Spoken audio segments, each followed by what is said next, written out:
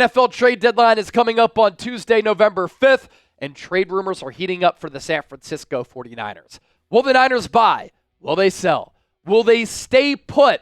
We're talking about that on today's Niners Report. I'm Chase Sr. Thank you so much for hanging out. A reminder, hit that subscribe button because whether the Niners make a move or they don't, I'm bringing you so much content every single day, year-round, on the largest independently run Niners channel right here on YouTube. And, of course, if the Niners do make a move, we'll be going live. We'll be talking about it, and you don't want to miss our coverage. Here is where the Niners currently sit. 4-4 going into the bye week. They will play the Tampa Bay Buccaneers coming out of the bye week in Week 10. The Niners are equipped nicely as far as cap space goes. $54 million, according to Over the Cap. That's the most cap space in the National Football League. They'll probably want to and will carry that cap space over from year to year.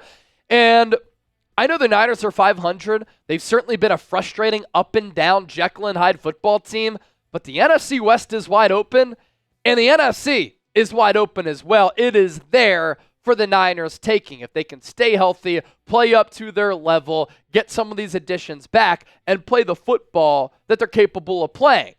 As for previous trades in previous years, this is why I talk about the Niners making moves often, and it's so funny to see these trades will never happen. Why are you talking about it, Chase? Well, look at the Niners' track record. That's why. They traded for Emmanuel Sanders in 2019, had an impact during that Super Bowl run as a wide receiver, as a depth piece there, alongside Deebo Samuel, Kendrick Bourne, George Kittle. They traded for Jordan Willis in 2020 to bring in defensive end depth. Charles Omeni, who ended up being a really good player for San Francisco, they traded for him at the deadline in a deal with the Houston Texans in 2021. He lived up to the billing. Christian McCaffrey has been the most valuable skill position player in the NFL since that trade. He's been incredible for this Niners team. That was a superstar trade. And Chase Young, that was a sizable move last year. You can rip him for his lack of hustle, his inconsistent production, but when he's engaged, he's a really good player. So what say you?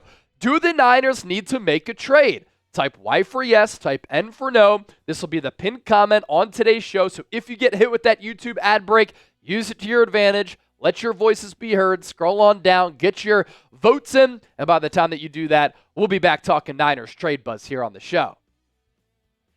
Here is what NFL insider Jeremy Fowler said about the Niners. They have at least considered a move for defensive line help. I've talked with multiple teams that believe they could make a move. What about targeting former 49ers defensive tackle DeForest Buckner of the Indianapolis Colts, or another former Niner in Broncos defensive tackle DJ Jones? Let's talk about both of those players. Jeremy Fowler is very plugged in.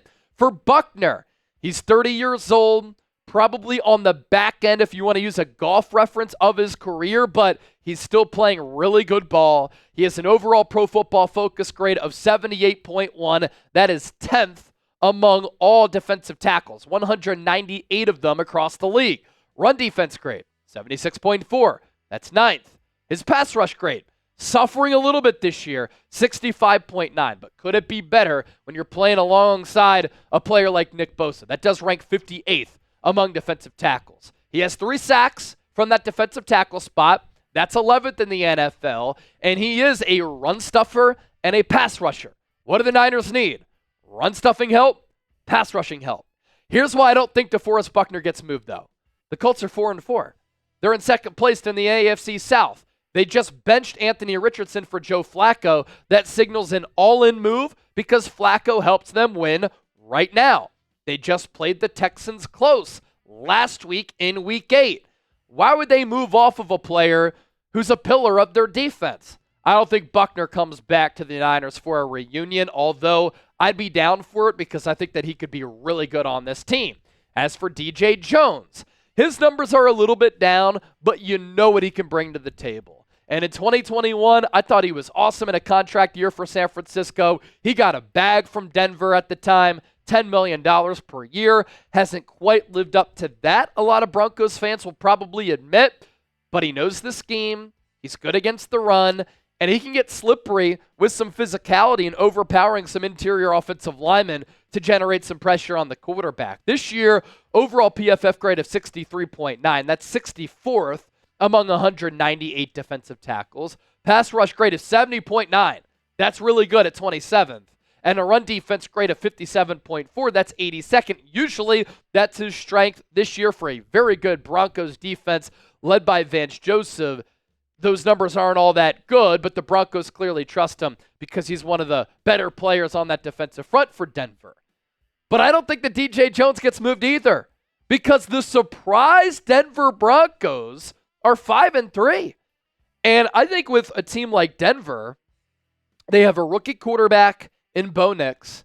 Sean Payton, nobody expected that team to make the NFL playoffs. So if they can get into the playoffs and get their young quarterback some much-needed experience, they're going to do that. And this is a Broncos team that lost their first 2 games, and so they are 4-1 in their last 5. And I don't think they trade away DJ Jones because they're not in sell mode. Coming up next, a player who the Niners realistically could get because the New England Patriots could decide to sell because they are a bad team and they're not in playoff contention. Who is this player? Stay tuned to find out. First, today's 49ers Report is sponsored by Prize Picks, the best place to get real money sports action. With over 10 million members and billions of dollars in awarded winnings, Prize Picks has made daily fantasy sports accessible to all. You just pick more or less on at least 2 players for a shot to win up to 100 times your cash. Run your game all season long on Prize Picks. You can withdraw your winnings within the app, and right now, you get $50 when you play $5. You don't even need to win to receive that $50 bonus. It's guaranteed. All you have to do, plug in that link, prizepicks.com/CLNS. One of the good games in the NFC this weekend with the Niners having a bye week, Cowboys, Falcons. Dak Prescott, more than a half pick. He's been awful this year. Bijan Robinson, more than 73.5 rushing yards. We know that the Cowboys struggle against the run. CeeDee Lamb and Drake London, more than 152.5 receiving yards combined. It makes game days so much more fun.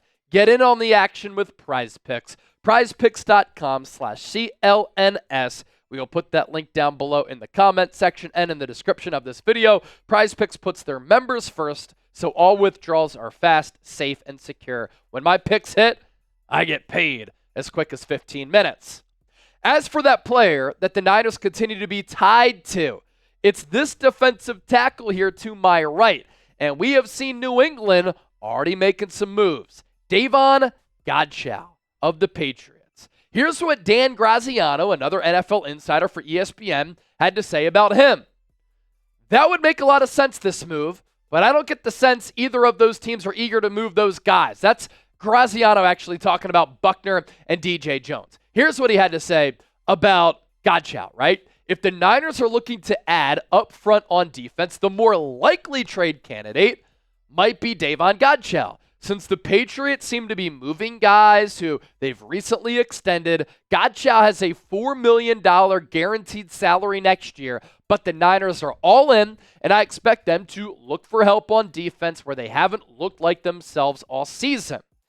And this is a player who might not be a high-end starter for your football team, but with that $4 million guaranteed salary next year, a very good depth piece for San Francisco. He will be 30 on November 1st, but he's 6'3", 330, a classic run stuffer. You put him in that A-gap, and he's going to be able to take up a lot of real estate. He played his college football at LSU. He was a 2017 fifth-round pick of the Miami Dolphins. He was there from 2017 through 2020, and with the New England Patriots from 2021 up until modern day. I think that's a good sign because he's stayed with teams pretty much throughout the duration of both of his contracts. That means those teams find him to be a valuable player, and he's obviously good on the field, good in the locker room. Here's how he's fared in 2024.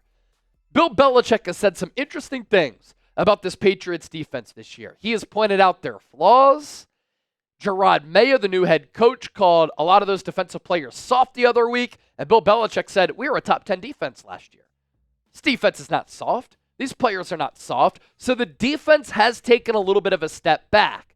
You put Godchaux on this team, I think he gets motivated coming to a Super Bowl contender, and I think that he plays better given the pieces around him. Overall PFF grade of 53.7, 120th among 198 defensive tackles. Pass rush grade, not bad, 61.6. The run defense grade, that is his strength. It's pretty low at 48.6. But on a better defense with Fred Warner and Dre Greenlaw behind him, I think that number elevates. He is number one in run defense snaps among defensive tackles. So on clear running downs, he is the Patriots guy. San Francisco, as a unit defensively, has also improved against the run. So this is a player who you bring in, affordable price, rotational player who can help build upon these numbers right here. The rush play percentage. Teams are running the football 41.3% of the time against San Francisco. That's 10th in the NFL. But the Niners, despite a lot of those attempts, 9th in yards per rush at 4.3, 9th in rushes per game at 24.6, and they are 6th in rushing yards allowed per game at 105.8. The analytics are a little bit up and down as far as how San Francisco is faring against the run, but Godchow is a player who could really help you. He would not be a superstar addition, but again, to round this out, a depth piece at defensive tackle who can help you with one of your weaknesses in stopping the run, and most importantly, he's affordable this year, he's affordable next year. Be sure to give me a follow on X and Instagram. My following on both social media platforms has really taken off across all of my YouTube platforms and social media. I've reached 8 million people over the last month. It wouldn't be possible without all of your support. I greatly appreciate it. Much love to all of you. And if you want to stay in the know with more Niners content in addition to what you find here on YouTube, you can find me over there.